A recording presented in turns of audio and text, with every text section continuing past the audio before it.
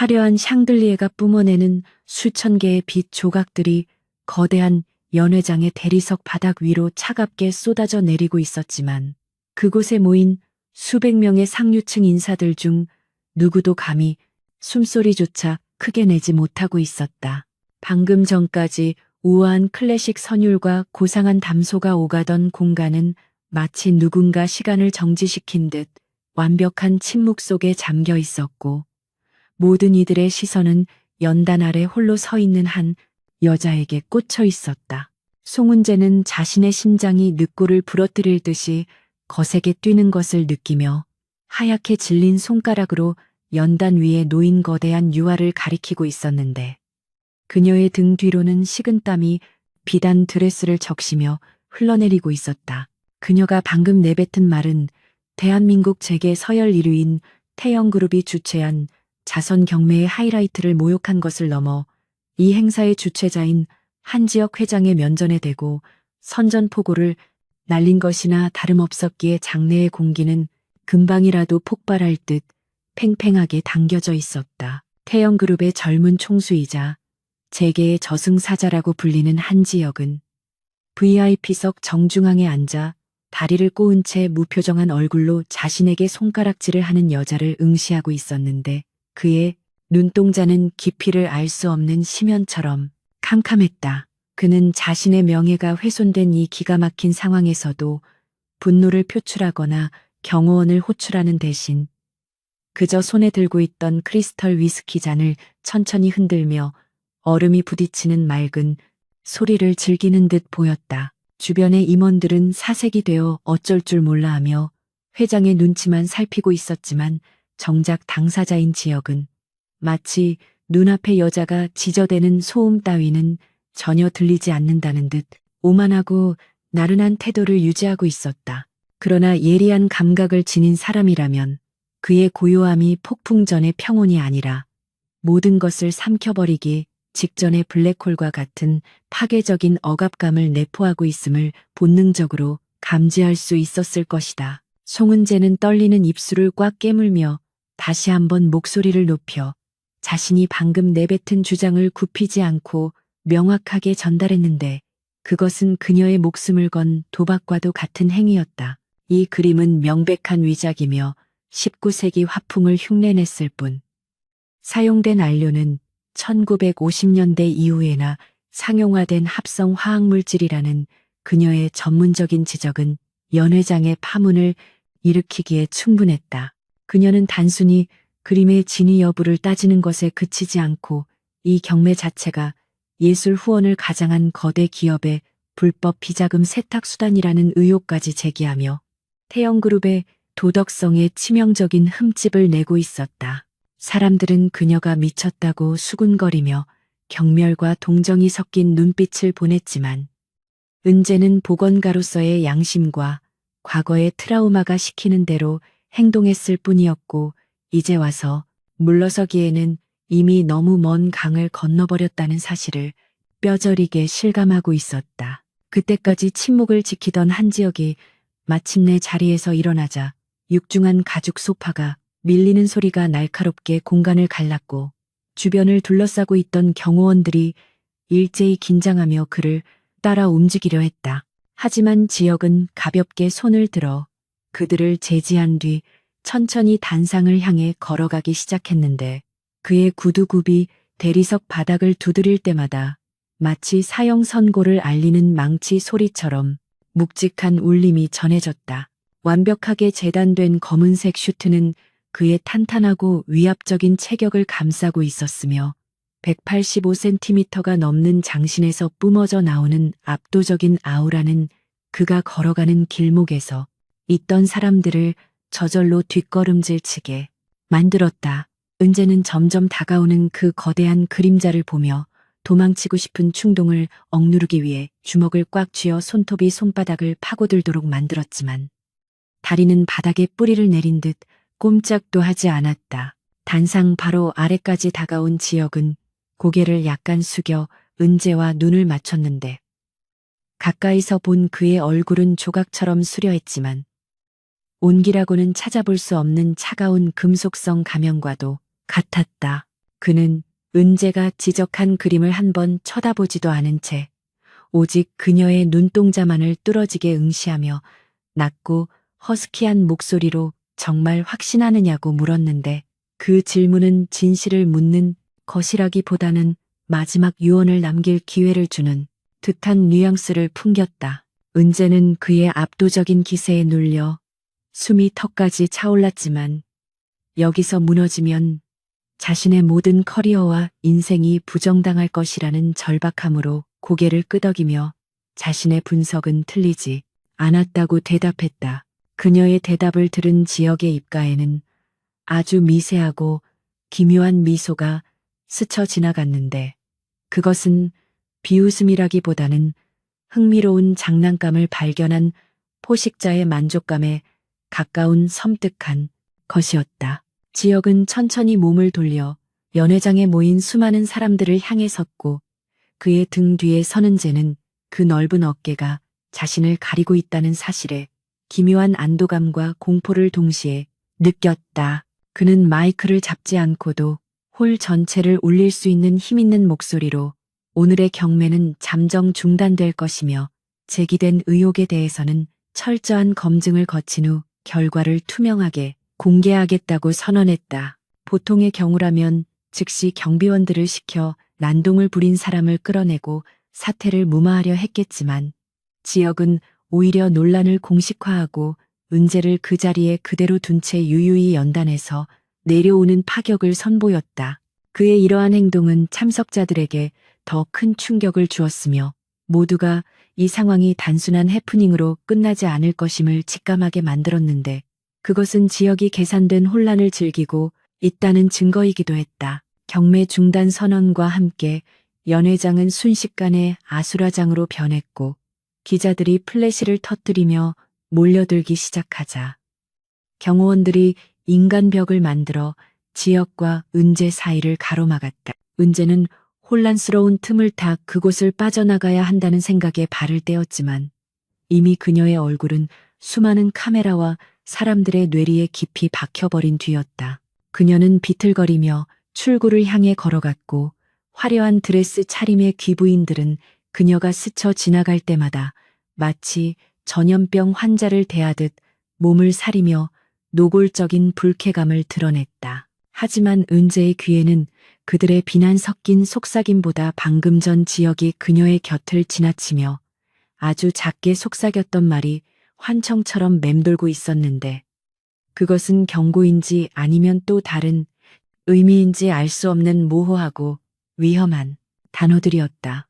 호텔 로비로 빠져나온 은재는 차가운 밤 공기가 폐부 깊숙이 들어오자마자 참았던 숨을 한꺼번에 토해내며 다리가 풀려 기둥을 잡고 주저앉을 뻔했다. 화려한 연회장의 열기와는 대조적으로 서울의 밤거리는 냉혹하리만큼 고요했고 멀리서 들려오는 자동차 경적 소리만이 그녀가 현실로 돌아왔음을 알려주고 있었다. 그녀는 떨리는 손으로 핸드백을 열어 휴대폰을 확인하려 했지만 손이 너무 심하게 떨려 비밀번호조차 제대로 입력할 수 없었고 극도의 긴장감이 풀리면서 찾아온 오한 때문에 온몸을 사시나무처럼 떨었다. 자신이 대한민국에서 가장 위험한 남자의 심기를 건드렸다는 사실과 그로 인해 앞으로 닥쳐올 파장이 얼마나 거대할지 상상조차 할 수 없다는 공포가 뒤늦게 밀려와 그녀의 이성을 마비시키고 있었다. 그 시각 연회장 VIP룸에서는 한지혁이 창가에 서서 아래층 로비를 빠져나가는 은재의 작고 위태로운 뒷모습을 내려다보고 있었는데 그의 손에는 여전히 위스키 잔이 들려 있었다. 그의 비서실장인 강준영이 조심스럽게 다가와 그 여자를 어떻게 처리할지 묻자 지역은 무심한 표정으로 잔에 담긴 호박색 액체를 한 모금 들이켰다.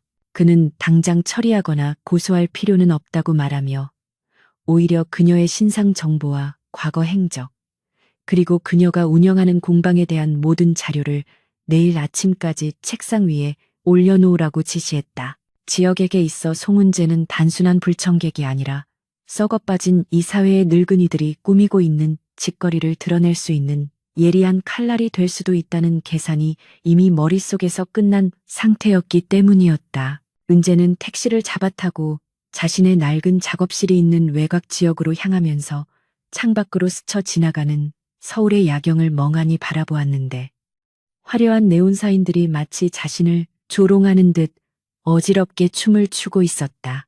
그녀는 오늘 자신이 한 행동이 정의로움에서 나온 것인지 아니면 과거 할머니가 겪었던 억울함에 대한 뒤늦은 화풀이였는지 스스로에게 되물었지만 명확한 답을 찾을 수는 없었다.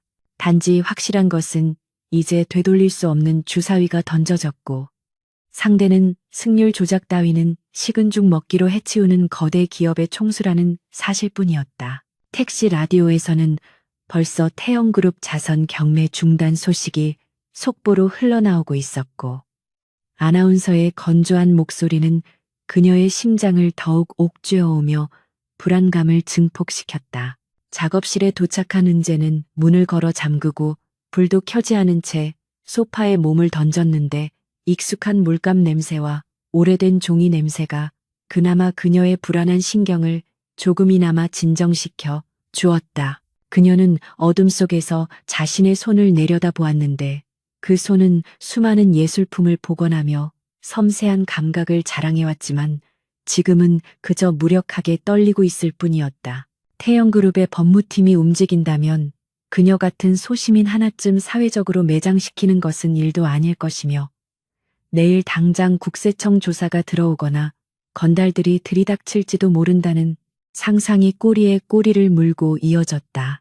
하지만 그녀는 후회하지 않기로 다짐하며 이를 악물었는데 그것은 가짜를 진짜라고 말하는 순간 자신의 영혼이 파괴될 것임을 누구보다 잘 알고 있었기 때문이었다. 다음날 아침 예상대로 은재의 작업실 앞에는 수많은 취재진이 몰려들어 문을 두드리고 카메라를 들이대며 그녀의 해명을 요구하고 있었다. 그녀는 커튼을 치고 전화기 전원을 끈 채 외부와의 접촉을 차단했지만 인터넷 포털 사이트에는 이미 그녀의 이름과 사진이 실시간 검색어를 장악하고 있었다. 네티즌들은 그녀를 정의의 사도라고 치켜세우는 쪽과 관심을 끌려는 사기꾼이라고 비난하는 쪽으로 나뉘어 격렬한 논쟁을 벌이고 있었는데 대부분의 댓글은 태영그룹을 건드린 그녀의 무모함을 조소하는 내용이었다. 은재는 씁쓸한 표정으로 모니터를 덮어버리고 커피를 내리기 위해 부엌으로 향했지만 컵을 든 손이 미끄러지며 바닥에 떨어져 산산조각이 나고 말았다. 그때 작업실의 뒷문이 거칠게 열리며 검은 양복을 입은 건장한 사내들이 들이닥쳤는데 그들은 예의나 절차 따위는 안중에도 없다는 듯 흙 묻은 구두로 바닥을 짓밟으며 들어왔다.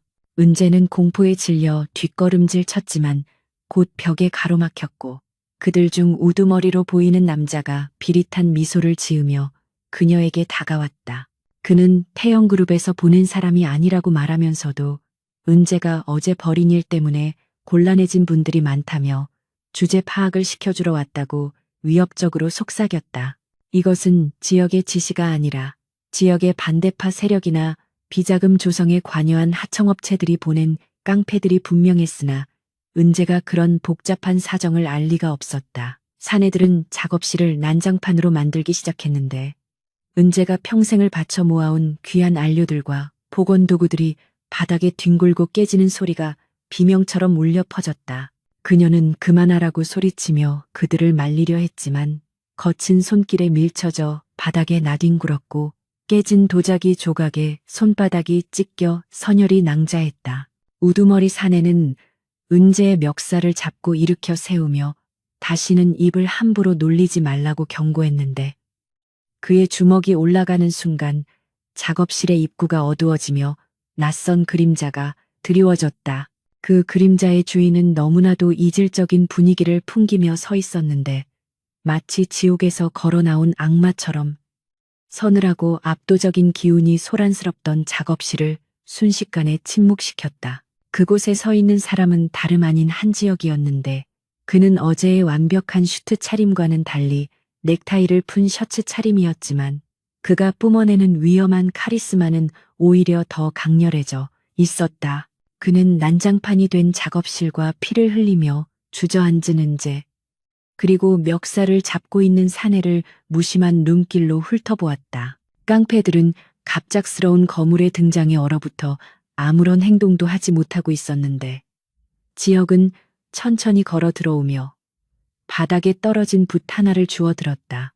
그리고 그는 아주 조용하지만 뼈가 시릴 정도로 차가운 목소리로 내 구역에 허락도 없이 들어와서 쥐새끼처럼 설치는 놈들이 누구냐고 물었다. 은재는 흐릿해지는 시야 속에서 지역을 바라보며 이것이 현실인지 환각인지 구분할 수 없었지만 그의 등장이 자신을 구하러 온 것인지 아니면 직접 처단하러 온 것인지에 대한 두려움은 여전했다. 지역에 뒤이어 들어온 강준영 비서실장과 전문 경호원들이 순식간에 깡패들을 제압하기 시작했고 좁은 작업실은 뼈가 부러지는 소리와 비명 소리로 가득 찼지만 지역은 눈 하나 깜짝하지 않았다. 그는 덜덜 떨고 있는 깡패 두목의 앞에 쭈그리고 앉아 피 묻은 붓으로 그의 뺨을 톡톡 건드리며 누구의 사주를 받았는지 물었고 그 모습은 잔혹하면서도 기이할 정도로 우아했다.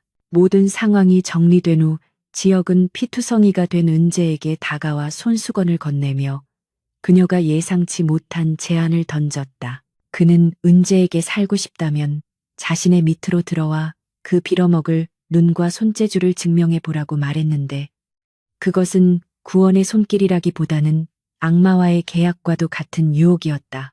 은재는 피 묻은 손으로 그의 하얀 손수건을 받아들며 그의 눈을 똑바로 쳐다보았는데 그 눈빛 속에서 처음으로 자신과 같은 종류의 고독과 분노를 읽을 수 있었다.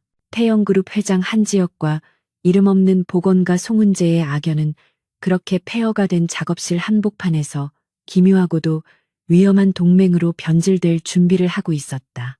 이것은 끝이 아니라 모든 것이 뒤집히는 시작이었으며 세상은 아직 이 두 사람이 만들어낼 파괴적인 시너지를 짐작조차 하지 못하고 있었다. 피비린내와 물감 냄새가 뒤섞인 작업실의 공기는 짓눌린 듯 무거웠고 바닥에 널브러진 깡패들이 경호원들에 의해 짐짝처럼 끌려나가는 소리만이 정적을 깨고 있었다. 송은재는 깨진 도자기 파편이 박힌 손바닥의 고통조차 잊은 채 멍한 표정으로 자신의 분신과도 같은 작업실이 처참하게 파괴된 광경을 바라보고 있었다. 한지혁은 먼지 하나 묻지 않은 구두로 바닥에 흐른 물감을 피하며 그녀에게 다가왔는데 그의 표정에는 동정심이라고는 찾아볼 수 없는 냉혹한 이성만이 감돌고 있었다.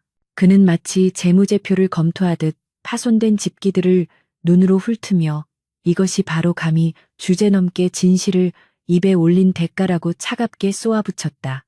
은재는 반박하고 싶었지만 목구멍이 타들어가는 듯한 갈증과 공포로 인해 입술만 달싹일 뿐 아무런 말도 할 수 없었다. 지역은 주머니에서 담배 케이스를 꺼내려다 멈칫하더니 이내 도로 집어넣고는 허리를 숙여 은재의 시선과 자신의 높이를 맞췄다. 그는 지금 이 순간부터 대한민국 내의 어떤 갤러리나 박물관도 송은재라는 이름의 보건가에게 일감을 주지 않을 것이며 그녀의 계좌는 이미 동결되었을 것이라고 담담하게 예언했다. 그것은 단순한 협박이 아니라 재계 서열 1위 기업을 건드린 사람에게 가해지는 사회적 사형 선고나 다름없었고 보이지 않는 권력의 카르텔이 얼마나 촘촘하고 잔인하게 작동하는지를 보여주는 증거였다. 은재는 그제야 자신이 상대한 것이 단순한 한 명의 재벌 회장이 아니라 거대한 시스템 그 자체였음을 깨닫고 전율했다. 그녀의 명예로운 경력과 장인 정신은 자본의 논리 앞에서는 아무런 방어막이 되어주지 못했다. 강준영 비서실장이 다가와 태블릿 PC를 내밀며 상황 보고를 시작했는데 예상대로 그녀의 작업실 임대차 계약은 일방적으로 해지 통보를 받았고 협회에서는 제명 절차를 밟고 있다는 내용이었다. 은재는 비틀거리며 일어나 찢어진 캔버스 조각을 움켜쥐었는데 그것은 마치 그녀의 부서진 자존심을 대변하는 듯 처참하게 망가져 있었다. 지역은 그런 그녀를 보며 지금 당장 한국을 떠나서 신분을 세탁하고 숨어 살지 아니면 자신의 제안을 받아들일지 선택하라고 종용했다. 그는 자선 사업가가 아니었기에 그녀를 구해준 것에 대한 확실한 대가를 요구하고 있었고, 그 대가는 그녀의 남은 인생을 송두리째 저당 잡히는 위험한 도박이었다. 은재는 피 묻은 손으로 헝클어진 머리카락을 쓸어 넘기며 도대체 자신에게 원하는 것이 무엇이냐고 쉰 목소리로 물었다. 그녀는 자신이 가진 기술이라곤 낡은 그림을 고치고 가짜를 구별해내는 눈썰미뿐인데 그것이 천하의 한지역 회장에게 무슨 가치가 있는지 이해할 수 없었다. 지역은 얇은 미소를 지으며 자신의 주변에는 듣기 좋은 아부와 거짓말을 늘어놓는 사기꾼들만 가득해서 진짜를 볼 줄 아는 미친 개가 필요하다고 대답했다. 그는 은재가 연회장에서 보여준 그 무모할 정도의 솔직함과 타협하지 않는 전문성이야말로 지금 자신이 처한 내부의 적들과 싸우기 위해 가장 필요한 무기라고 판단한 것이었다. 지역의 제안은 구체적이고 파격적이었는데 태영그룹이 비밀리에 관리하는 수장고의 전담 감정사가 되어 그 안에 숨겨진 위작들을 찾아내고 진본과 바꿔치기 된 장부의 흐름을 추적하라는 것이었다.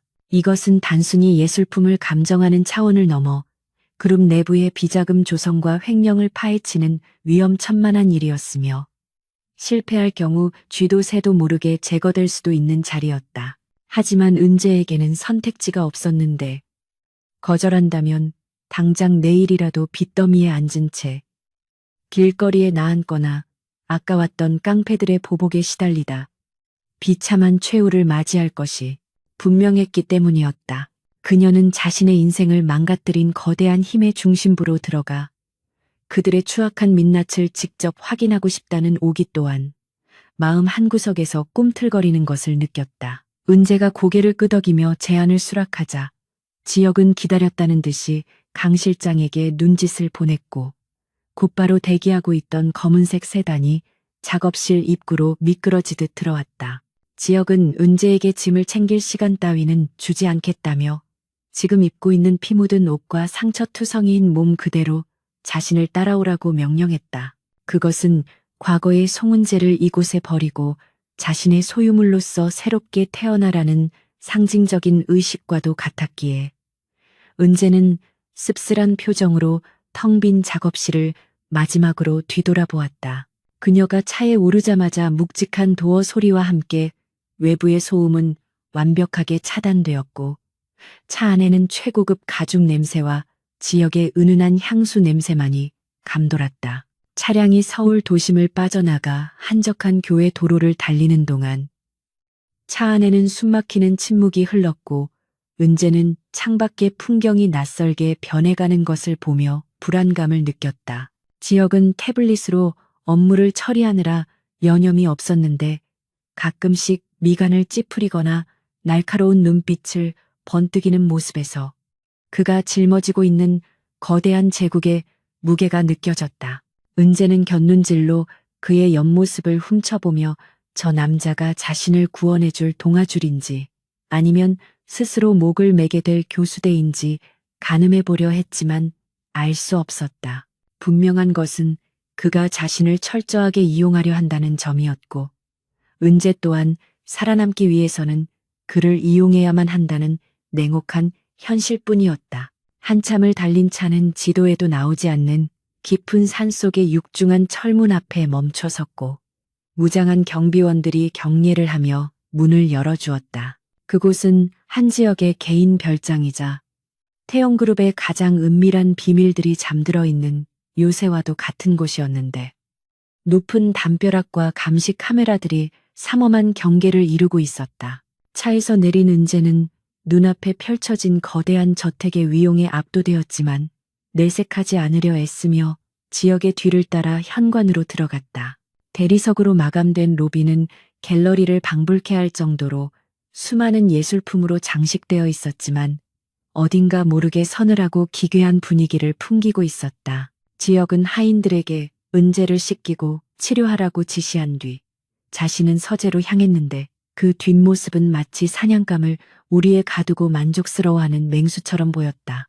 은재는 메이드들의 안내를 받아 욕실로 들어갔고 따뜻한 물에 몸을 담그자 긴장이 풀리며 참았던 눈물이 터져나왔다. 거울 속에 비친 자신의 모습은 엉망진창이었지만 눈빛만은 그 어느 때보다 독하게 빛나고 있었고 그녀는 결코 이대로 무너지지 않겠다고 다짐했다. 욕실을 나온 그녀에게 준비된 옷은 그녀가 평소 입던 편안한 작업복이 아니라 몸매가 드러나는 고급스러운 정장이었고 이것은 앞으로 그녀가 수행해야 할 역할이 단순한 기술자가 아님을 암시하고 있었다. 치료를 마치고 깔끔한 모습으로 나타난 은재를 맞이한 것은 강 비서실장이었는데 그는 그녀를 지하로 안내하며 이곳에서 보고 들은 모든 것에 대해 발설하지 않겠다는 보안각서를 내밀었다. 지하로 내려가는 엘리베이터는 끝도 없이 깊이 내려갔고 문이 열리자 나타난 공간은 지상의 저택과는 비교도 안 될 정도로 거대하고 최첨단 시설을 갖춘 지하 벙커였다. 그곳에는 수천 점의 그림과 도자기, 그리고 고서적들이 항온항습 장치 속에서 잠들어 있었는데 그 규모는 국립박물관을 능가할 정도여서 은재는 입을 다물지 못했다. 하지만 그녀의 눈길을 끈 것은 화려한 수집품들이 아니라 그 중앙에 놓인 커다란 책상 앞에 앉아 있는 한지혁의 고독한 모습이었다. 지혁은 은재가 들어오는 것을 느끼고 천천히 고개를 들었는데 조명 아래 드러난 그의 얼굴은 피곤해 보였지만 눈빛만은 형형하게 빛나고 있었다. 그는 책상 위에 놓인 낡고 기묘한 그림 한 점을 가리키며 이것이 오늘 그녀가 해결해야 할 첫 번째 과제라고 말했다. 그 그림은 겉보기에는 평범한 풍경화였지만 은재의 예리한 직감은 그 그림 밑에 또 다른 그림이 숨겨져 있음을 즉각적으로 감지했다. 지혁은 이것이 자신의 아버지가 남긴 유산이자 그룹을 집어삼키려는 하이에나들이 그토록 찾고 있는 열쇠라고 설명하며 은재에게 메스를 건넸다. 은재가 떨리는 손으로 메스를 받아들고 그림 앞에 섰을 때 그녀는 자신이 이제 돌이킬 수 없는 위험한 세계의 한복판에 서게 되었음을 직감했다. 지하 벙커의 공기는 정밀하게 제어된 항온항습 시스템 덕분에 쾌적했지만 송은재가 느끼는 심리적 압박감은 마치 물속 깊은 곳에 가라앉은 듯한 질식을 불러일으키고 있었고 그녀의 손에 들린 메스는 차가운 조명 아래서 서슬퍼런 빛을 뿜어냈다.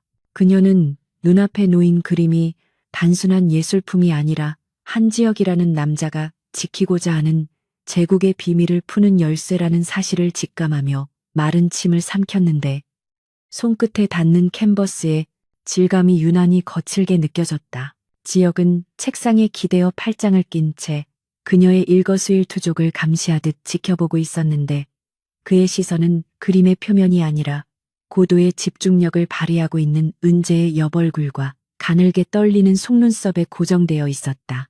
은재는 그의 시선이 피부를 뚫고 들어오는 것 같은 따가움을 느꼈지만 애써 무시하며 조심스럽게 덧칠된 유화 물감에 가장자리 층을 긁어내기 시작했고 아주 미세한 가루들이 공중으로 흩어지며 숨겨져 있던 진실이 서서히 모습을 드러내기 시작했다. 오랜 시간 동안 굳어있던 바니시층이 제거되자 그 아래에서 전혀 다른 색감과 붓터치가 나타났는데 은재는 돋보기를 통해 그 흔적을 확인하고는 나지막한 탄성을 내뱉을 수밖에 없었다.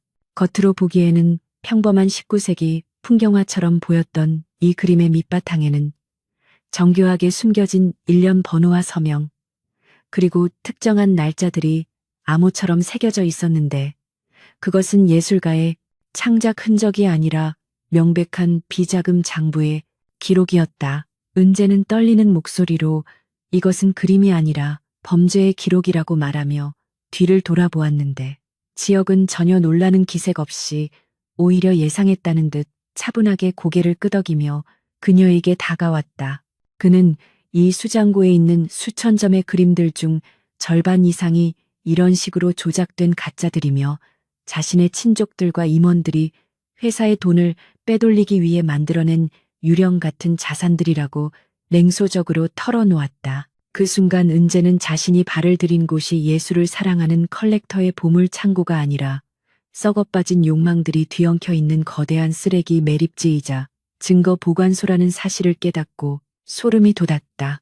지역은 천천히 수장고를 걸으며 벽에 걸린 그림들을 하나하나 가리켰는데 그의 표정에는 경멸과 분노 그리고 깊은 피로감이 뒤섞여 있어 보는 사람으로 하여금 숨을 죽이게 만들었다. 그는 자신이 회장 자리에 오른 이후 끊임없이 이 가짜들을 사들여야 했던 이유는 그들이 안심하고 꼬리를 드러낼 때까지 기다리기 위함이었다고 고백하며 이제 사냥을 시작할 때가 되었다고 덧붙였다.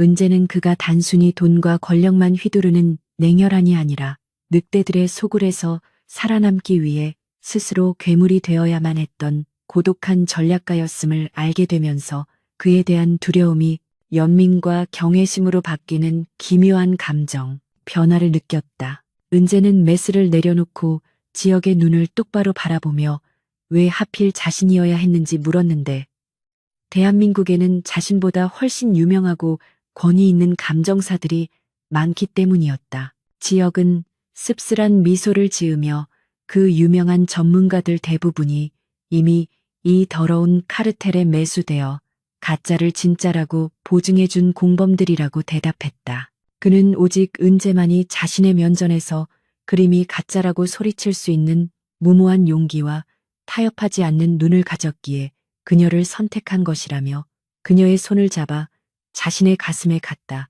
대었다. 얇은 셔츠 너머로 전해지는 그의 심장 박동은 겉모습의 차가움과는 달리 뜨겁고 격렬하게 뛰고 있었는데 은재는 그 강렬한 생명력에 압도되어 손을 뺄 생각조차 하지 못하고 그저 멍하니 그를 올려다보았다. 지역은 은재에게 앞으로 해야 할 일은 이 수장고에 있는 모든 위작들을 과학적으로 분석하여 그것이 언제, 어디서, 누구에 의해 만들어졌는지를 증명하는 완벽한 보고서를 작성하는 것이라고 설명했다.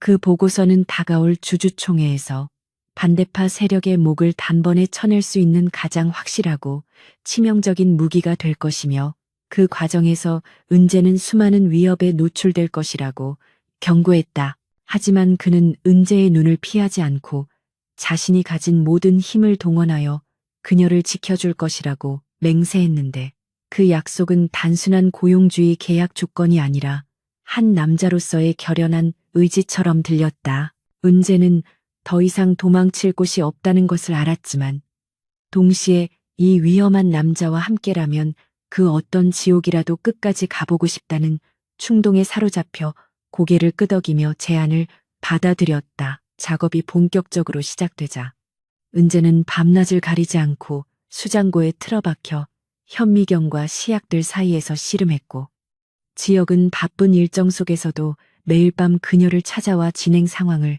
체크했다. 처음에는 단순히 업무적인 대화만 오갔지만 시간이 지날수록 두 사람 사이에는 묘한 기류가 흐르기 시작했는데 늦은 밤 커피를 나눠 마시며 나누는 짧은 대화들이 서로의 다친 마음을 조금씩 열어주었다. 지역은 은재에게 어린 시절 부모님을 잃고 친척들의 손에 의해 키워지며 겪어야 했던 배신과 외로움에 대해 털어놓았고 은재는 할머니와 단둘이 살면서 겪은 가난과 서름을 이야기하며 서로의 상처를 보듬어 주었다. 그들은 서로가 너무나 다른 세계에 살고 있다고 생각했지만 사실은 둘 다 세상의 편견과 싸우며 홀로 버텨온 외로운 영혼들이라는 점에서 닮아 있었다. 어느 날 새벽 지역은 소파에서 잠든 은재를 발견하고 자신의 재킷을 벗어 덮어주었는데 잠결에 뒤척이던 은재가 그의 손을 잡으며 가지 말라고 잠꼬대를 했다. 지역은 멈칫하며 그녀의 얼굴을 내려다 보았는데 헝클어진 머리카락 사이로 보이는 피곤한 얼굴이 그에게는 세상 그 어떤 명화보다 아름답게 느껴졌다. 그는 조심스럽게 그녀의 이마에 맺힌 땀을 닦아주며 자신이 그녀를 이 위험한 전쟁터로 끌어들인 것이 과연 옳은 선택이었는지 자문했지만 이미 운명의 수레바퀴는 굴러가기 시작했다는 것을 알고 있었다. 그는 그녀의 손을 놓지 않고 곁에 앉아 밤을 지새웠는데 그날 밤 수장고의 차가운 공기는 두 사람의 체온으로 인해 조금은 따뜻하게 느껴졌을지도 모른다. 다음 날 아침 부회장 최영석이 은재의 존재를 눈치채고 수장고 관리인을 매수하여 접근을 시도했다는 보고가 들어오자 지역의 눈빛은 순식간에 살기를 띤 야수의 것으로 변했다.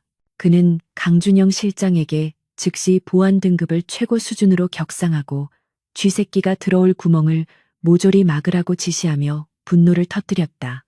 은재는 지역의 살벌한 모습을 보고 겁을 먹었지만 지역은 그녀의 어깨를 감싸 안으며 놈들이 냄새를 맡았으니 이제부터가 진짜 전쟁이라고 나지막하게 속삭였다.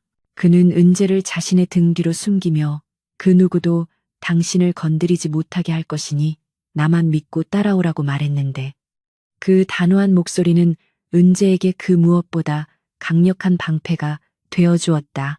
은재는 지역의 보호 아래 더욱 작업에 박차를 가했고 며칠 뒤 마침내 결정적인 증거가 담긴 그림 한 점을 복원해내는데 성공했는데 그것은 최영석 부회장이 직접 위작 제작을 의뢰했다는 친필 메모가 숨겨진 캔버스였다. 그녀는 흥분된 마음으로 지역에게 이 사실을 알렸고 지역은 그림을 확인한 뒤 만족스러운 미소를 지으며 이제 그 늙은 여우를 잡을 덫이 완성되었다고 선언했다. 그는 은재의 공로를 치하하며 다가와 그녀의 허리를 감싸고 눈을 맞췄는데 두 사람의 거리는 숨결이 닿을 만큼 가까웠다. 지역은 잠시 망설이다가 그녀에게 다가가고 싶은 본능을 억누르며 오늘은 푹 쉬라고 말하고 돌아섰지만 은재는 그의 뒷모습에서 흔들리는 감정의 파도를 읽을 수 있었다. 수장고를 나서는 지역의 발걸음은 무거웠지만 그의 주먹은 꽉 쥐어져 있었는데 그는 이제 곧 들이닥칠 폭풍우 속에서 은재를 지켜내기 위해 자신의 모든 것을 걸 준비를 하고 있었다. 그는 밖에서 대기하고 있던 경호팀장에게 은재의 주변 경계를 24시간 물 셀 틈 없이 강화하라고 다시 한번 강조하며 차에 올랐다.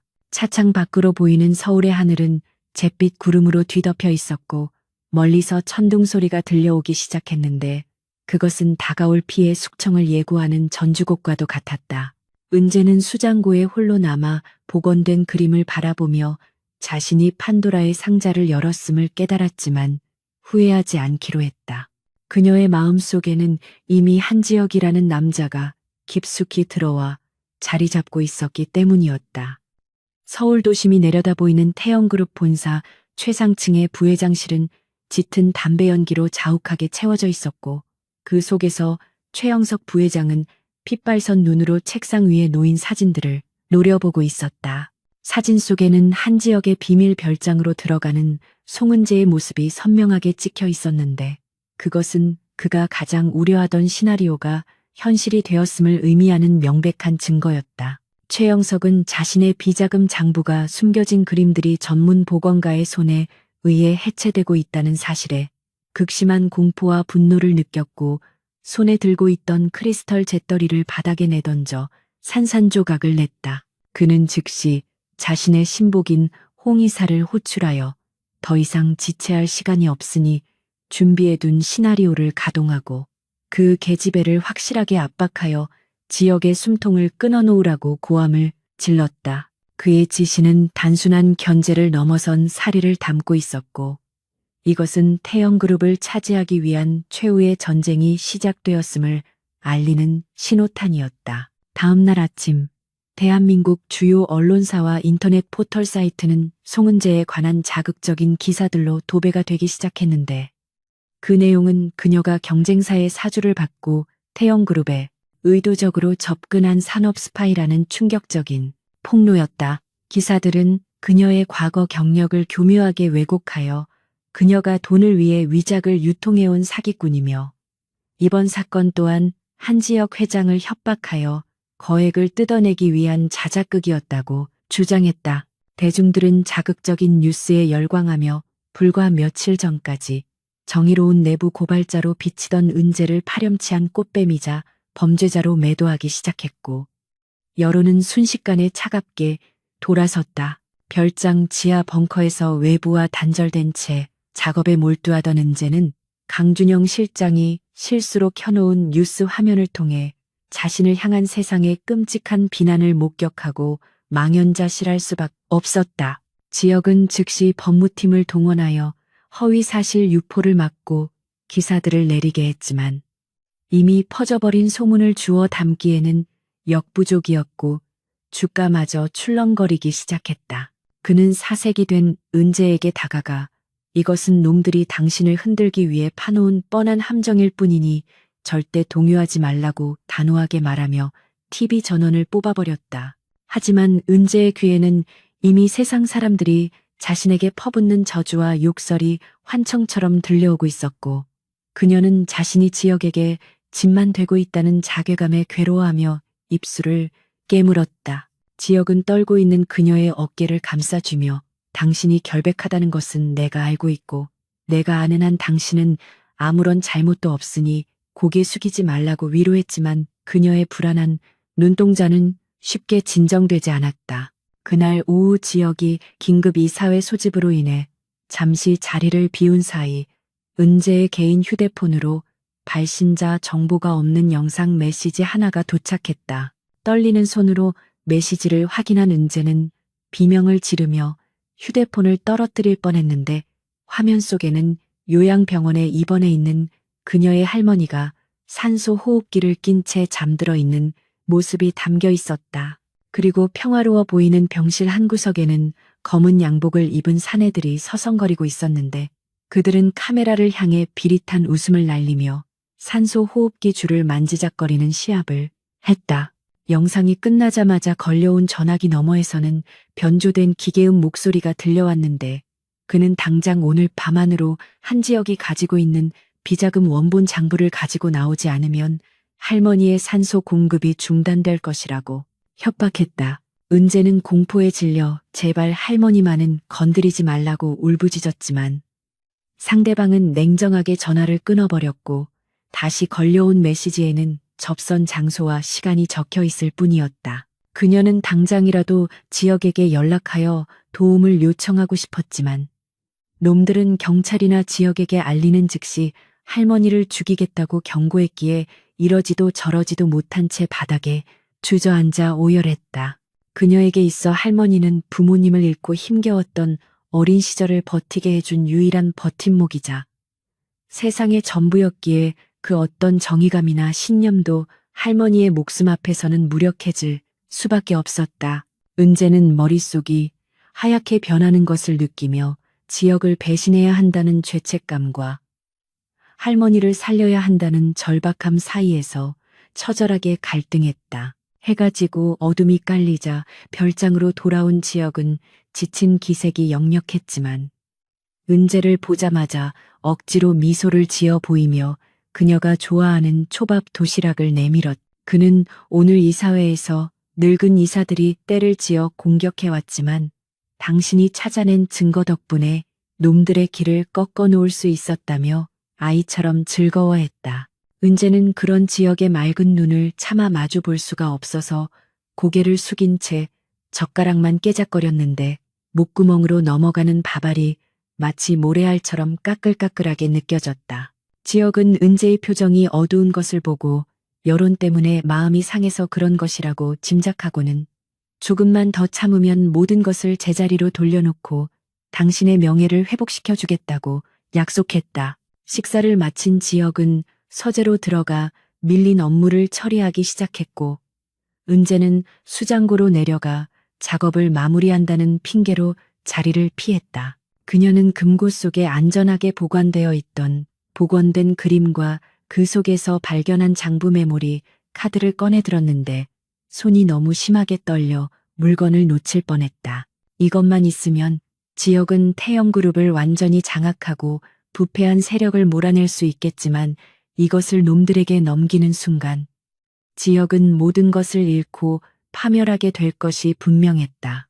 은재는 벽에 걸린 거울 속에 비친 자신의 얼굴을 바라보았는데 그곳에는 비겁한 배신자의 얼굴이 비치고 있어서 견딜 수가 없었다. 그녀는 눈물을 닦아내며 할머니를 살리기 위해서는 지옥불에라도 뛰어들어야 한다고 스스로를 합리화하며 가방 속에 증거물을 챙겨 넣었다. 새벽 2시 모두가 잠든 깊은 밤. 은재는 검은색 후드티를 눌러쓰고 조심스럽게 방을 빠져나와 보안 시스템이 가장 취약한 뒷문을 향해 발걸음을 옮겼다. 그녀는 이곳에 들어온 첫날 지역이 자신에게 알려주었던 비상 탈출구의 비밀번호를 기억해내고 떨리는 손가락으로 키패드를 눌렀는데 삐릭 하는 소리가 유난히 크게 들려 심장이 냈을 것만 같았다. 문이 열리고 차가운 밤 공기가 밀려 들어오자 그녀는 마지막으로 뒤를 돌아보며 지역이 잠들어 있을 2층 침실 창문을 올려다보았다. 자신을 믿어주고 지켜주려 했던 유일한 사람에게 칼을 꽂고 도망가는 자신의 비열함에 가슴이 찢어지는 듯 했지만 그녀는 입술을 꽉 깨물고 어둠 속으로 몸을 던졌다. 약속 장소인 폐공장으로 향하는 택시 안에서 은재는 휴대폰을 꽉 쥐고 제발 할머니가 무사하기만을 기도하고 또 기도했다. 폐공장 주변은 으스스한 안개에 쌓여 있었고 가로등 하나 없는 칠흑 같은 어둠 속에서 낡은 컨테이너 박스 하나만이 희미한 불빛을 내뿜고 있었다. 은재가 택시에서 내려 컨테이너 쪽으로 걸어가자 어둠 속에서 검은 양복을 입은 사내들이 나타나 그녀를 에워쌌는데 그들의 눈빛은 먹잇감을 노리는 하이에나처럼 탐욕스러웠다. 그들 중 우두머리가 앞으로 나와 물건을 가져왔느냐고 묻자 은재는 가방을 품에 안으며 할머니부터 보여달라고 소리쳤지만 그들은 비웃음을 흘리며 거칠게 그녀의 팔을 낚아챘다. 한편 별장 서재에서는 잠들지 않고 깨어있던 한지혁이 모니터 화면을 통해 은재가 뒷문을 빠져나가는 모습을 실시간으로 지켜보고 있었다. 그의 곁에 서 있던 강준영 실장이 지금이라도 경호팀을 보내 그녀를 잡아올지 묻자 지혁은 무겁게 고개를 저으며 놔두라고 명령했다. 그의 표정은 배신감으로 일그러져 있기보다는 깊은 슬픔과 연민, 그리고 무언가 결단을 내린 듯한 단호함이 서려 있었다. 그는 책상 위에 놓인 위스키 잔을 단숨에 비우고 자리에서 일어나 재킷을 걸치며 자신이 직접 가겠다고 말했다. 지혁은 은재가 단순히 돈 때문에 자신을 배신한 것이 아니라는 것을 직감적으로 알고 있었고 그녀를 벼랑 끝으로 못 놈들이 누구인지 뼈저리게 느끼고 있었기에 그의 분노는 은재가 아닌 그 배우를 향하고 있었다. 폐공장 안으로 끌려 들어간 은재는 의자에 묶인 채 공포에 떨고 있었는데 맞은편에는 최영석 부회장이 만족스러운 표정으로 그녀가 가져온 장부와 메모리 카드를 확인하고 있었다. 그는 은재의 턱을 들어 올리며 아주 훌륭한 일을 해냈다고 칭찬했지만 그 목소리는 뱀처럼 차갑고 끈적거렸다. 은재는 약속대로 할머니를 풀어달라고 애원했지만 최영석은 비열하게 웃으며 증거는 잘 받았지만 입산 계집애를 살려두는 것은 내 계획에 없던 일이라고 말을 바꿨다. 그는 부하들에게 은재를 처리하고 사고사로 위장하라고 지시한 뒤 유유히 등을 돌렸고 은재는 절망적인 비명을 지르며 발버둥 쳤지만 건장한 사내들의 힘을 당해낼 수는 없었다. 사내들이 은재에게 다가와 흉기를 꺼내드는 절체절명의 순간 공장에 굳게 닫힌 철문이 굉음과 함께 박살나며 거대한 먼지 구름을 일으켰다. 그리고 그 자욱한 먼지 속에서 자동차 헤드라이트 불빛이 날카롭게 쏟아져 들어오며 검은색 세단 한 대가 맹렬한 속도로 돌진해 들어와 사내들을 향해 질주했다. 차에서 내린 사람은 다름 아닌 한지혁이었는데 그는 쇠파이프 하나를 손에 든 채 악귀 같은 형상으로 걸어 나오며 감히 내 허락도 없이 내 사람을 건드린 대가를 치르게 해주겠다고 포효했다. 은재는 눈물범벅이 된 얼굴로 그를 바라보았고 지혁은 그녀와 눈이 마주치자 안심하라는 듯 짧게 고개를 끄덕였지만 그의 눈동자는 이미 이성을 잃은 야수의 광기로 불타오르고 있었다. 쇠파이프가 공기를 가르는 섬뜩한 파열음과 함께 가장 먼저 달려들던 사내의 비명이 폐공장의 높은 천장을 때렸고 한지혁은 마치 춤을 추듯 유려하면서도 파괴적인 몸놀림으로 적들을 하나씩 쓰러뜨리기 시작했다. 그는 평소에 냉철하고 이성적인 기업가의 모습은 온데간데 없고 오직 눈앞의 적을 파괴하여 내 사람을 지키겠다는 원초적인 본능만이 지배하는 성난 야수와도 같았는데 튀어오른 핏방울이 그의 하얀 셔츠를 붉게 물들이는 모습은 공포 그 자체였다. 최영석 부회장은 자신의 정예 경호원들이 단 한 명의 남자에게 무참히 유린당하는 비현실적인 광경을 보며 뒷걸음질 쳤지만 다리가 풀려 바닥에 주저앉고 말았고 그의 눈동자는 믿을 수 없는 현실 앞에서 지진이 난 듯 심하게 흔들리고 있었다. 은재는 의자에 묶인 채 눈물 젖은 눈으로 지역의 처절한 사투를 지켜보며 그가 자신 때문에 다칠까봐 그만하라고 비명을 질렀지만 지역은 뒤도 돌아보지 않고 그녀에게 접근하려는 놈들을 가차없이 응징하며 포위망을 뚫고 그녀에게로 한 걸음씩 다가왔다. 마지막 남은 덩치 큰 산에마저 지역의 강력한 발차기에 나가 떨어지자 공장 안에는 거친 숨소리와 고통 섞인 신음소리만이 가득 찼고 지역은 휘어버린 쇠파이프를 바닥에 던져버린 뒤 피투성이가 된 손으로 은재를 묶고 있던 밧줄을 거칠게 풀어주었다. 은재는 구속이 풀리자마자 다리에 힘이 없어 쓰러지듯 지역의 품에 안겨 흐느꼈고 지역은 덜덜 떨고 있는 그녀의 등을 부서질 듯 끌어안으며 괜찮다는 말 대신 뜨거운 체온으로 그녀의 공포를 달래주었는데 그의 가슴에서 전해지는 심장 박동은 터질 듯이 격렬하게 뛰고 있었다.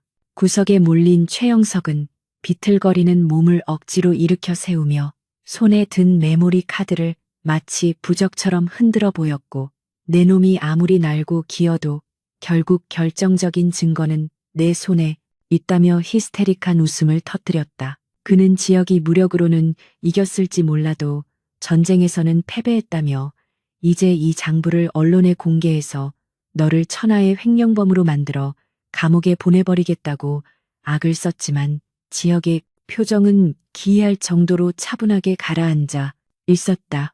지역은 은재를 자신의 등 뒤로 안전하게 숨긴 뒤 천천히 최영석에게 다가가며 네가 손에 쥐고 있는 것이 정말 나를 죽일 수 있는 예리한 칼이라고 생각하느냐고 나지막하고 서늘한 목소리로 물었다. 그는 이미 며칠 전부터 은재가 협박받고 있다는 사실을 도청을 통해 알고 있었으며 그녀가 오늘 밤 가져간 장부는 자신이 미리 준비해둔 정교한 가짜 데이터와 치명적인 해킹 바이러스가 심어진 미끼였다는 충격적인 사실을 담담하게 털어놓았다. 최영석의 얼굴은 순식간에 흑빛으로 변했고 믿을 수 없다는 듯 메모리 카드를 자신의 휴대폰에 꽂아 확인하려 했지만 그 순간 그의 휴대폰과 연결된 외부 서버들이 연쇄적으로 마비되면서 요란한 경고음이 울리기 시작했다. 지역은 멍청한 늙은이가 제 발로 호랑이 굴에 들어온 것도 모자라 썩은 고기를 덥석 물었다며 비웃었는데 입가에 번진 피와 어우러진 그 미소는 잔혹하면서도 통쾌한 승리자의 여유를 담고 있어 보는 이를 전율하게 만들었다.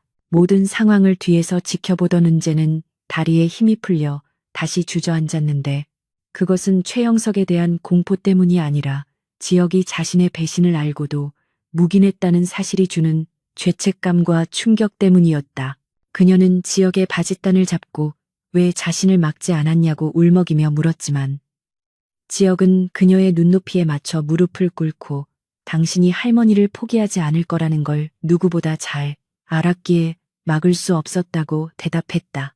그는 은재가 느꼈을 절망과 고통을 짐작했기에 그녀를 비난하는 대신 오히려 사랑하는 사람을 지키기 위해 위험한 미끼 역할을 자처하게 만든 자신의 무능력을 탓하며 피 묻은 손으로 그녀의 눈물을 조심스럽게 닦아주었다.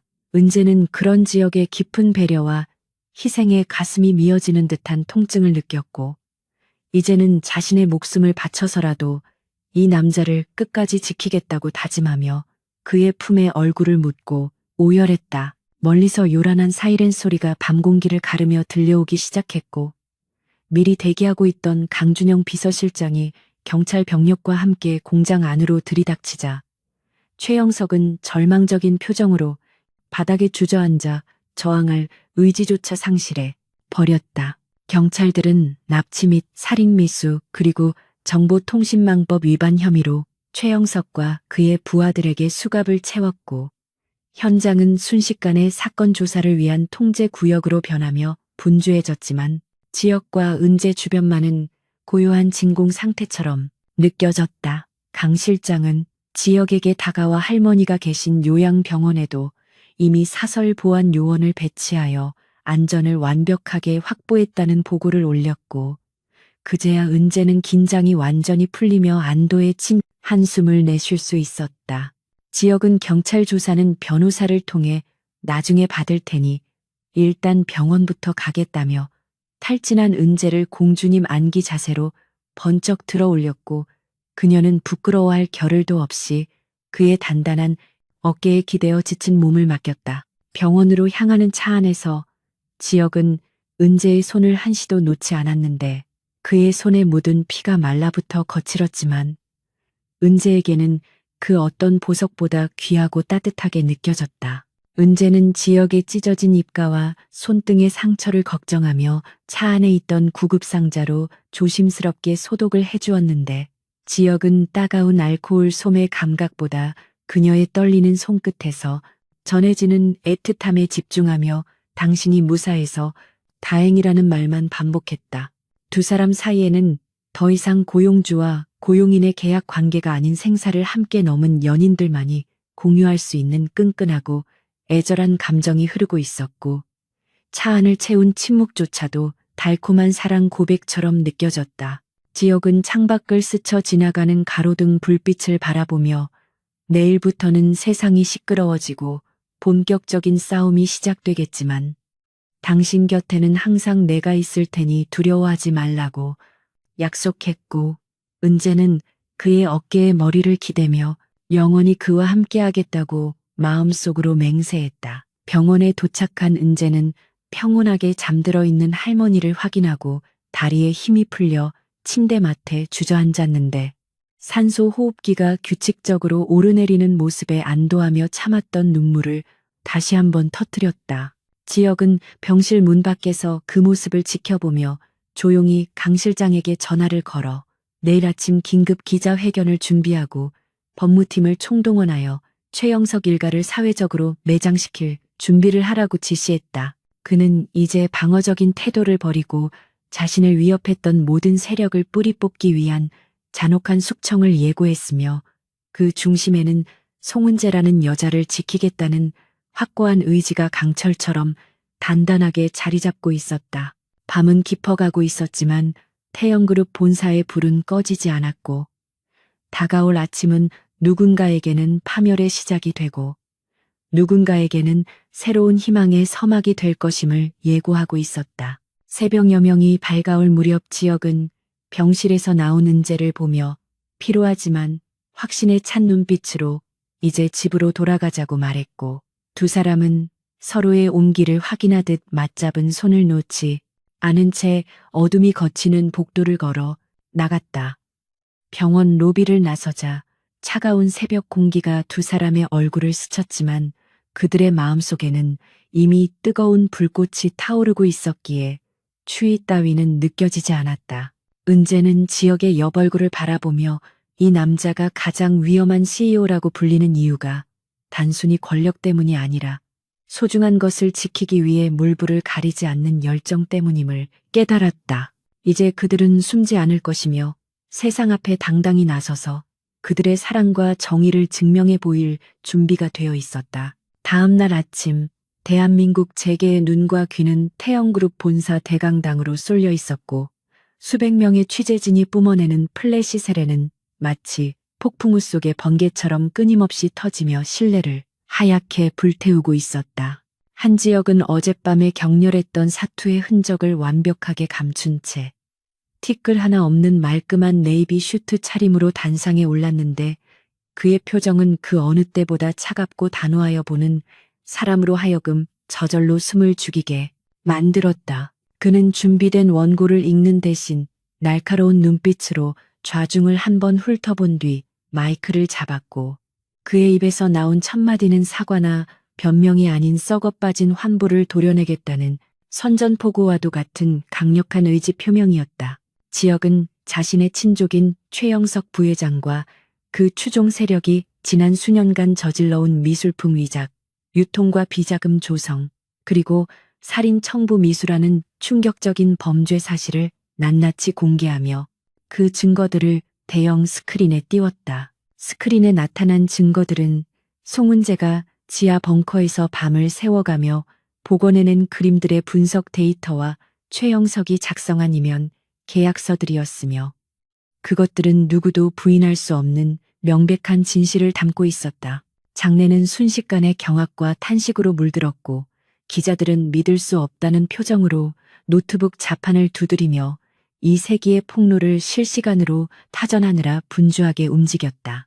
지역은 여기서 멈추지 않고 그동안 언론에 의해 파렴치한 산업 스파이로 매도당했던 송은재에 대해 언급하기 시작했는데 그의 목소리는 조금 전의 냉혹함과는 달리 미세하게 떨리며 진심 어린 존중과 분노를 담고 있었다. 그는 송은재야말로 태영그룹의 부패를 감지하고 목숨을 걸고 진실을 밝혀낸 유일한 의인이자 대한민국 최고의 실력을 갖춘 보건가라고 치켜세우며 그녀에게 가해진 모든 오명은 조작된 것임을 공식적으로 선언했다. 기자회견이 진행되는 동안 검찰 특수부는 법원으로부터 발부받은 영장을 들고 최영석 부회장의 자택과 집무실 그리고 관련 계열사들을 전격적으로 압수수색하기 시작했다.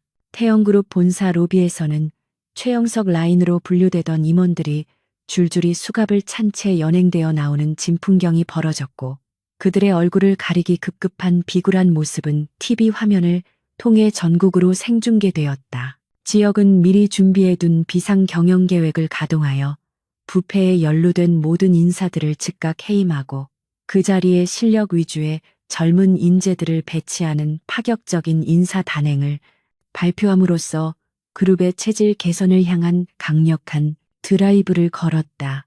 주식시장은 잠시 출렁이는 듯했으나 지역의 단호한 리더십과 투명 경영 의지에 환호한 외국인 투자자들의 매수세가 유입되면서 오히려 태영그룹의 주가는 신고가를 경신하며 고공행진을 시작했다. 모든 공식 일정을 마친 지역은 피로가 몰려올 법도 했지만 쉴 틈도 없이 곧바로 이사회 회의실로 향했고 그곳에는 살아남은 이사들이 사색이 된 얼굴로 그를 기다리고 있었다.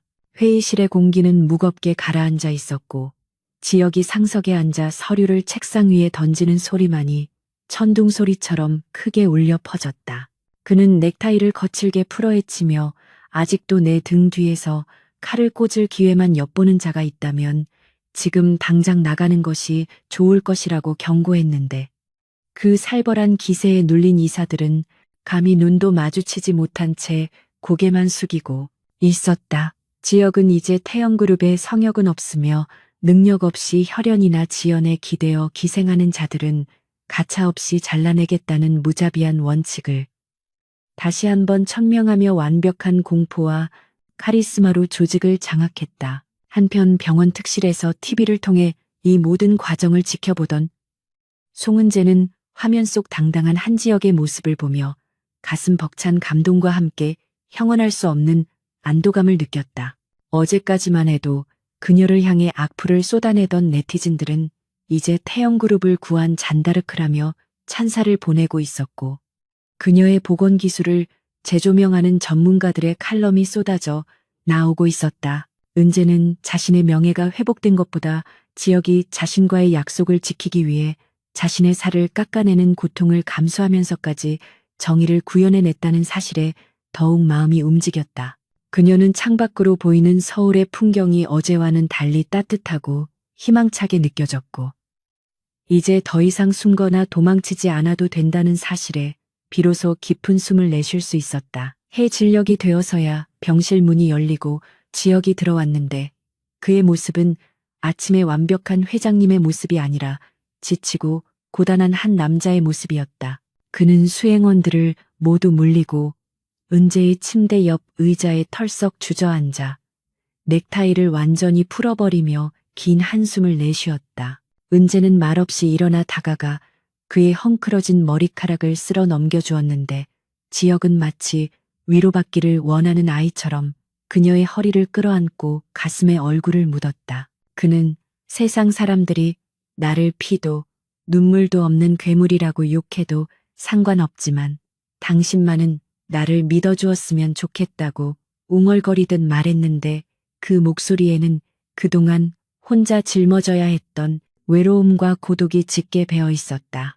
은재는 지혁의 등을 부드럽게 토닥이며 당신은 괴물이 아니라 나를 구원해준 유일한 사람이라고 속삭여 주었고 그 말에 지혁은 고개를 들어 그녀의 눈을 깊이 바라보았다. 그의 눈동자 속에는 전쟁터에서 살아 돌아온 전사의 안도감과 사랑하는 여인을 향한 깊은 갈망이 뒤섞여 있었고 두 사람은 서로의 눈빛 속에서 말로 다 할 수 없는 감정의 교류를 나누었다.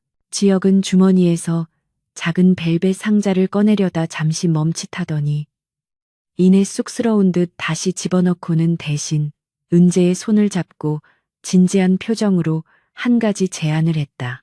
그는 이제 태영그룹의 미술관을 새롭게 건립할 계획인데 그곳의 관장이 되어 전권을 맡아달라고 부탁하며 이것은 보상이 아니라 당신의 능력을 믿기 때문이라고 덧붙였다. 은재는 예상치 못한 제안에 놀란 토끼 눈을 했지만 지혁은 그녀의 반응을 즐기듯 미소를 지으며 거절은 허락하지 않겠다고 못 박았다. 그는 당신이 내 곁에 있어야 내가 흔들리지 않고 올바른 길을 갈 수 있다며 그녀가 자신의 도덕적 나침반이자 영혼의 안식처가 되어주기를 간절히 원하고 있었다. 은재는 그의 진심 어린 눈빛을 피하지 않고 고개를 끄덕이며 당신이 가는 길이 아무리 험난하더라도 기꺼이 함께하겠다고 대답했다. 그 순간 병실의 창문 너머로 붉은 노을이 쏟아져 들어와 두 사람을 감싸 안았고 그들은 서로의 체온을 느끼며 이 평화로운 순간이 영원히 지속되기를 바랐다. 며칠 뒤 은재의 할머니가 의식을 회복했다는 기쁜 소식이 전해졌고 지혁은 바쁜 일정을 쪼개어 직접 병원을 찾아와 할머니에게 정중하게 인사를 올렸다.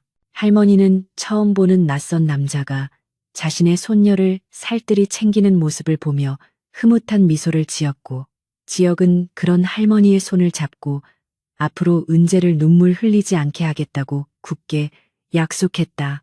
그 모습은 천하를 호령하는 재벌 총수가 아니라 사랑하는 여자의 가족에게 인정받고 싶어하는 평범하고 성실한 청년의 모습이어서 은재는 웃음을 터뜨릴 수밖에 없었다. 지혁은 은재의 웃음소리를 들으며 자신도 모르게 따라 웃었는데 그것은 그가 태어나서 처음으로 느껴보는 따뜻하고 소박한 행복의 맛이었다. 하지만 행복한 시간도 잠시 구치소에 수감된 최영석이 변호사를 통해 지혁에게 면회를 요청했다는 소식이 전해지자 분위기는 다시 차갑게 얼어붙었다. 강 비서실장은 굳이 만날 필요가 없다고 만류했지만 지혁은 마지막으로 확인해야 할 것이 있다며 면회를 수락했다. 그는 은재에게 걱정하지 말라고 안심시킨 뒤 차가운 표정으로 구치소로 향했는데 차 안에서 그는 다시금 냉철한 승부사의 가면을 쓰고 있었다.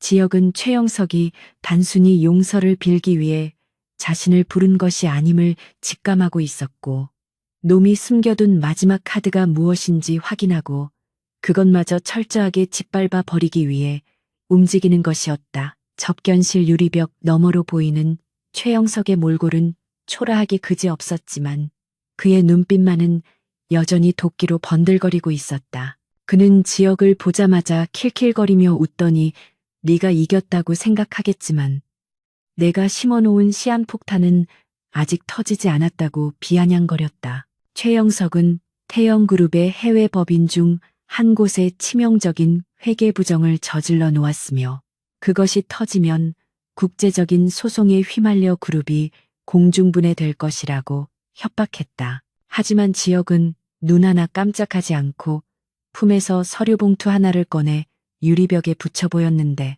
그것은 이미 해외 법인의 문제를 파악하고 선제적으로 조치를 취했다는 감사 보고서였다. 최영석의 표정이 경악으로 일그러지는 것을 보며 지역은 자리에서 일어나 천천히 옷매무새를 다듬었다. 그는 네가 생각하는 것보다 나는 훨씬 더 치밀하고 잔인한 놈이라며 이제 감옥에서 평생 썩으며 네가 무너뜨리려 했던 태영그룹이 얼마나 거대하게 성장하는지 지켜보는 것이 너에게 내리는 형벌이라고 차갑게 쏘아붙였다.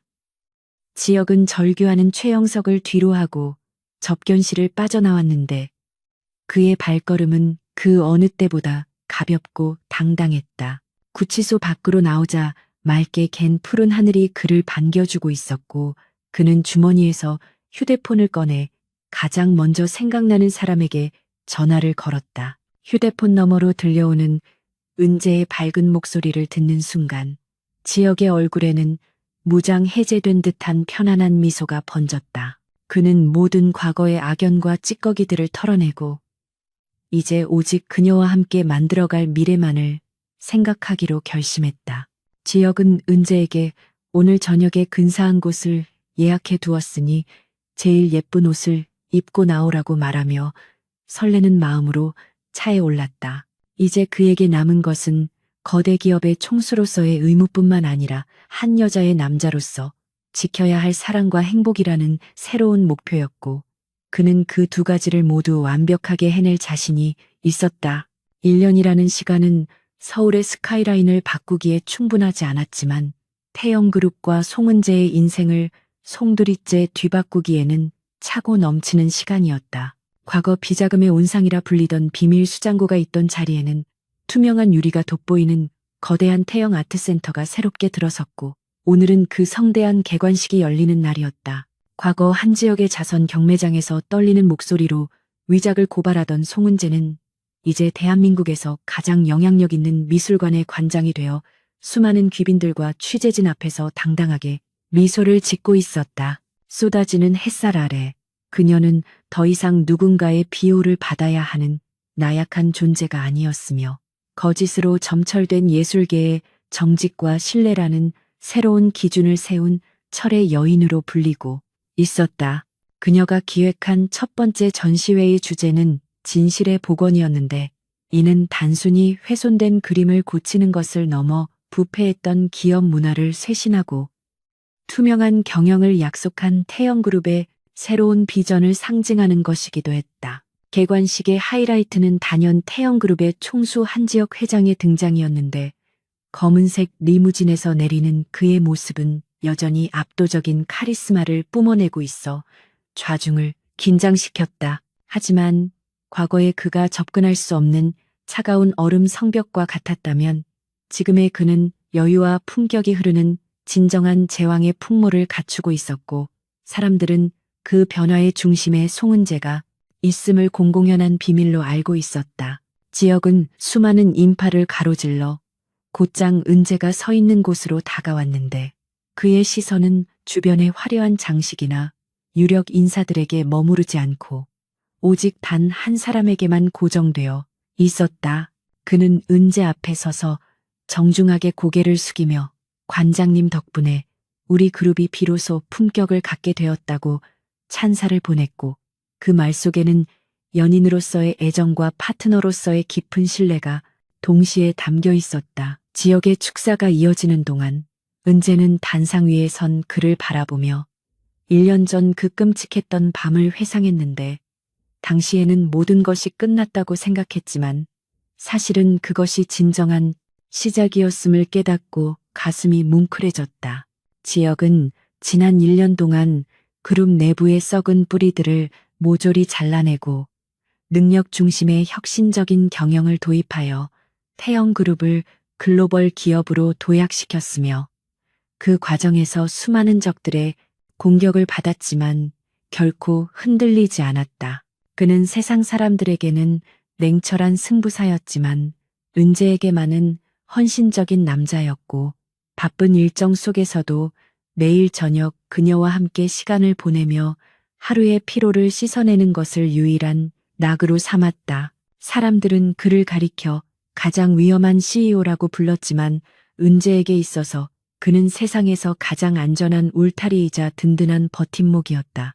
공식 행사가 모두 끝나고 샴페인 리셉션이 시작되자 지혁은 은재의 손을 이끌고 사람들이 없는 미술관 옥상 정원으로 빠져나왔는데 그곳에서는 서울의 화려한 야경이 한눈에 내려다 보였다. 밤바람이 시원하게 불어와 두 사람의 옷자락을 스쳤고 지혁은 재킷을 벗어 은재의 어깨에 걸쳐주며 피곤하지 않으냐고 다정하게 물었다. 은재는 고개를 저으며 당신이 옆에 있는데 피곤할 틈이 어디 있겠느냐고 농담을 건넸고 지혁은 낮은 웃음소리를 내며 그녀의 허리를 감싸 안았다. 두 사람은 난간에 기대어 도시의 불빛을 바라보며 침묵을 공유했는데 굳이 말을 하지 않아도 서로의 마음을 온전히 느낄 수 있는 이 평화로운 순간이 그들에게는 그 어떤 성공보다 값진 보상이었다. 지혁은 문득 진지한 표정으로 1년 전 경매장에서 은재가 자신을 향해 사기꾼이라고 소리쳤던 그 순간을 언급하며 그때 자신은 정말로 죽고 싶을 만큼 부끄러웠다고 고백했다. 그는 평생을 가짜들에 둘러싸여 자신조차 가짜가 되어가고 있다는 사실을 알고 있었지만 권력이라는 달콤한 독에 취해 외면하고 있었는데 은재의 그 날카로운 한마디가 자신의 껍질을 깨부수었다고 말했다. 그는 은재가 아니었다면 자신은 여전히 괴물 같은 탐욕 속에서 길을 잃고 헤매다가 결국 파멸했을 것이라며 그녀는 자신을 모욕한 여자가 아니라 구원한 여신이라고 덧붙였다. 은재는 그의 손을 꼭 잡으며 자신 또한 그날 당신의 눈빛 속에서 살려달라고 외치는 외로운 소년의 모습을 보았기에 물러설 수 없었다고 답하며 눈시울을 붉혔다. 지혁은 주머니에서 작은 상자를 꺼내 들었는데 그 안에는 화려한 다이아몬드 대신 오래된 앤티크 반지가 들어 있었고 그것은 그의 어머니가 남긴 유일한 유품이자 그가 가장 소중하게 간직해온 보물이었다. 그는 이 반지를 은재의 손가락에 끼워주며 앞으로 내 인생의 모든 진짜와 가짜를 구별해주는 단 한 명의 감정사가 되어달라고 떨리는 목소리로 프러포즈했다. 그것은 세상에서 가장 로맨틱한 고백이자 평생을 함께하며 서로의 영혼을 지켜주겠다는 엄숙한 맹세였기에 은재는 벅차오르는 감동을 주체하지 못하고 눈물을 흘리며 고개를 끄덕였다. 지혁은 그런 그녀를 품에 안고 깊게 입을 맞추었고 두 사람의 그림자는 달빛 아래 하나로 겹쳐지며 아름다운 실루엣을 만들어냈다. 미술관 아래에서는 여전히 파티가 계속되고 있었고 세상은 내일도 시끄럽게 돌아가겠지만 두 사람은 이제 그 어떤 소음에도 흔들리지 않을 견고한 성을 쌓아 올렸다. 송은재는 한지혁이라는 위험한 맹수를 길들인 유일한 조련사가 되었고 한지혁은 송은재라는 맑은 거울을 통해 자신의 진정한 모습을 찾은 행복한 남자가 되었다. 모두가 끝났다고 생각했던 그 절망의 끝에서 피어난 사랑은 시련과 고통을 거름삼아 더욱 단단해졌고 이제 그들은 서로의 손을 잡고 새로운 전설을 써내려갈 준비를 마쳤다. 밤하늘의 별들이 두 사람의 앞날을 축복하듯 반짝이고 있었고 그들의 이야기는 여기서 끝나지 않고 영원히 계속될 것임을 암시하며 서울의 밤은 깊어만 갔다.